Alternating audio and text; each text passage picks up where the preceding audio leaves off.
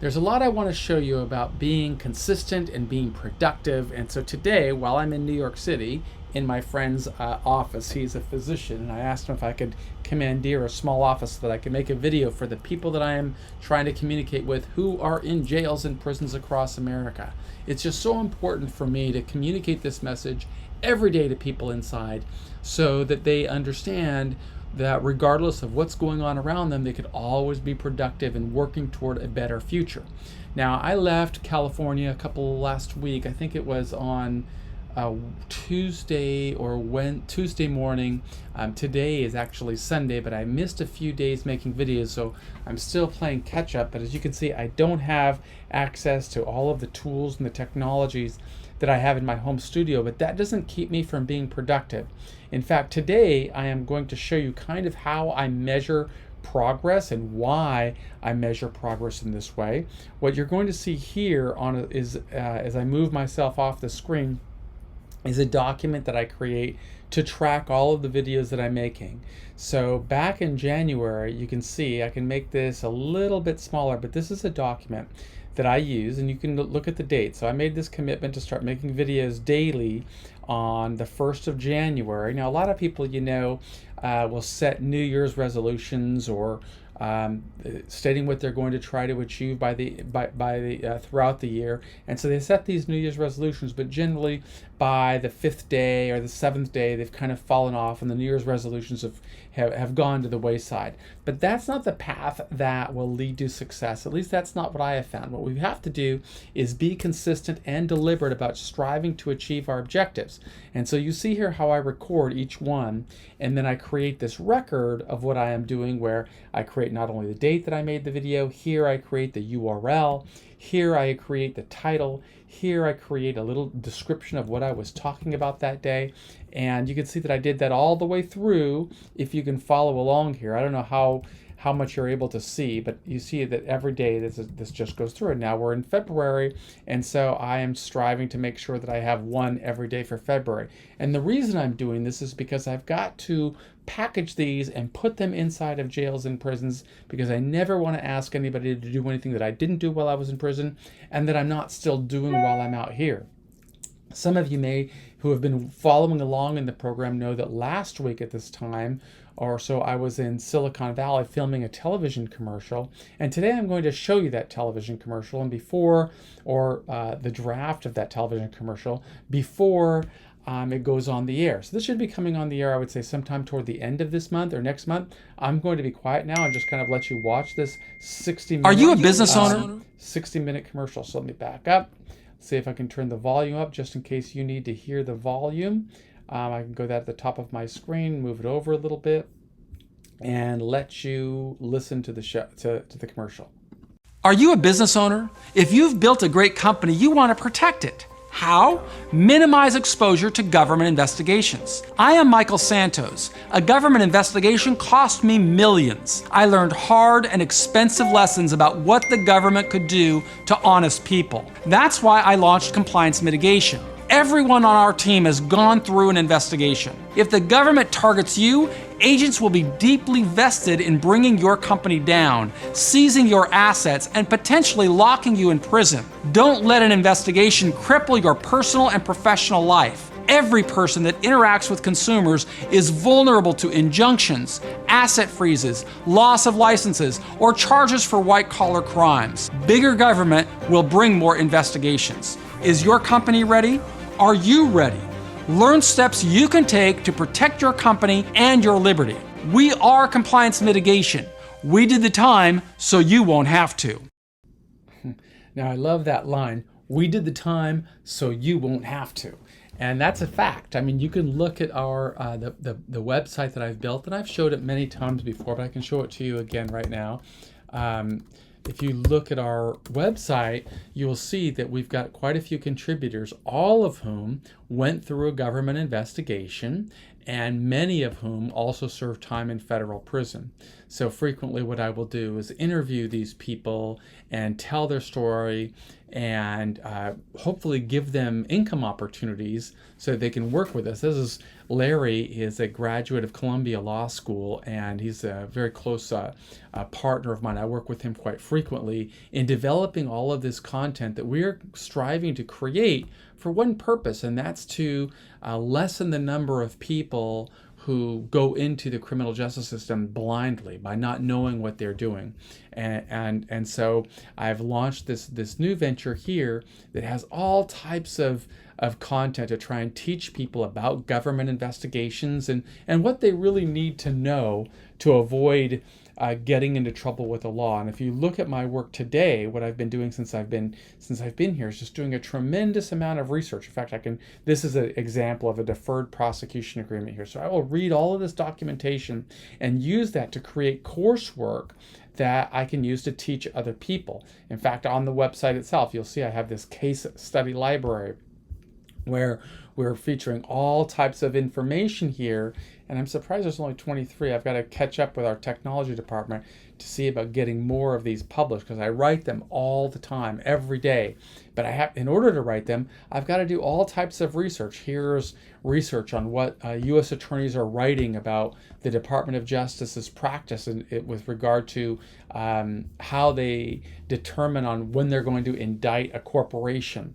And here is another article. Let's see. This was a really interesting article that I just finished reading. And these are the Principles of Federal Prosecution of Business Organizations, a 10-year anniversary perspective. So I'll read this information, I'll digest it, and then I'll try and show business leaders what do you need to know so that you can avoid becoming either a witness, a subject, or a target of a government investigation. And a lot of this information is available, but people need to hear about it from individuals who have gone through it. And then they need, I hope they would consider hiring our team, because this is where I provide jobs for formerly incarcerated people who have the skill set to go in and teach business leaders what those leaders should be doing to avoid a government investigation. It's just a tremendous amount of work, but I also see this as a tremendous opportunity. I couldn't have done it, though, had I not spent my time in jail and prison working to prepare myself in ways to develop stronger critical thinking skills so that I could look at potential problems and figure out, well, what's a solution to that? What are ways that I can take my experience of having gone through an investigation and gone to prison and use that in such a way that will help me advise others? In fact, I don't know if I still have this open here, but I would show you something I just read in doing this research. What is this one here? No, that's case text. I'm doing research that shows what the former Attorney General, John Ashcroft, he's doing a similar matter. Of course, he's got a different level of experience than I have. He, of course, worked for the Department of Justice, but one of the things that I learned here is after leaving the Department of Justice as an Attorney General, he's launched a lobbying business and does work in helping businesses comply with laws and regulations. But look at the fees that he charges here. I think it says right here, I'm going to try to blow this up so that you can see it.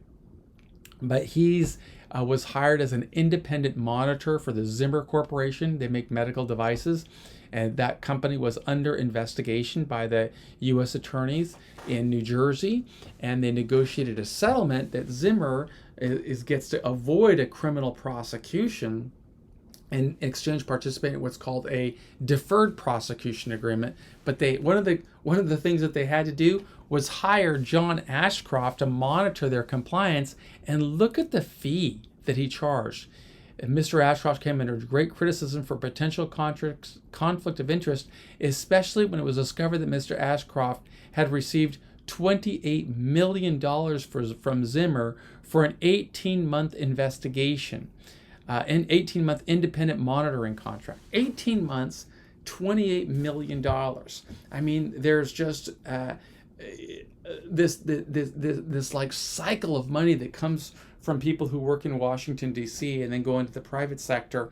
Well, we have to be creative as formerly incarcerated people and say, well, we have got experience that we can use to help other people avoid the pain and the challenge of an investigation there. I've just met so many people who went into the criminal justice system without really knowing or understanding that their behavior could be construed as criminal or could be construed as violating laws or regulations. And that's one of the reasons that I'm currently writing this new book. And you'll see I've been working, all day writing about, well, this was my work. I think I started doing this one yesterday about respondeat superior, and I'm writing about the Sherman antitrust laws and what happens when businesses violate laws, not only to businesses but to individuals, and more importantly, what can somebody do to prepare themselves not to be targeted for a criminal investigation. So there's just it never ends, but you can see the amount of work that I do, right? Lessons from prison. It's always about what did I learn during the decades that I served in prison. Well, if I didn't learn these very basic skills of learning how to communicate, learning how to string words into sentences, sentences into paragraphs, write them out, and then create all of the ancillary consequences, all the ancillary tools that go with it. This is part of that entire message that I talk about. Is first you've got to define success. You've got to document the strategy that you're going to use to go from one place to another. You need to then go and create your tools, tactics, and resources. That's what I'm doing right here. And then you execute that plan every single day. And if you're willing to do that, you are going to be on a pathway to get a different outcome than what others tell you you're supposed to be able to get. For somebody who's been in prison. At least that's what I found, and I did 26 years in there, so I'm not somebody who's just talking, nonsense. I'm somebody that was in that cell, that was locked inside of a prison, that was told you've got nothing coming. But one thing I learned is that you, just like me, have to look within to develop your strength and your fortitude. You got to develop the right mindset to pursue success. And that's the reason that I create these videos every day. I want you to do it. Some of the prisons I know that are requiring me to make longer videos of 28 minutes. But what I'm doing with them is I'm just taking these videos and moving them close together. So you might see a 10-minute video, 12-minute video, just to kind of show you the pathway. But what you can expect is me to create videos every day with hopes that you are going to be documenting your journey to success. And hopefully pretty soon, for the next couple of weeks, you'll be seeing this on television as that new television commercial goes on the air. I am Michael Santos, today in New York City, on the Upper East Side of Manhattan, in my friend's doctor's office making this video. I don't know where I'll be tomorrow, but I'm going to be here very likely for the next couple of days before I fly back home. Wishing you a productive journey and asking you to stay productive yourself. If you want to get resources that will help you, please visit our store at Prison Professors, where you'll see our courses and books. And I would really urge you to get our daily journal. Just wishing you a prosperous journey. I am Michael Santos with Prison Professors and Compliance Mitigation, wishing you success.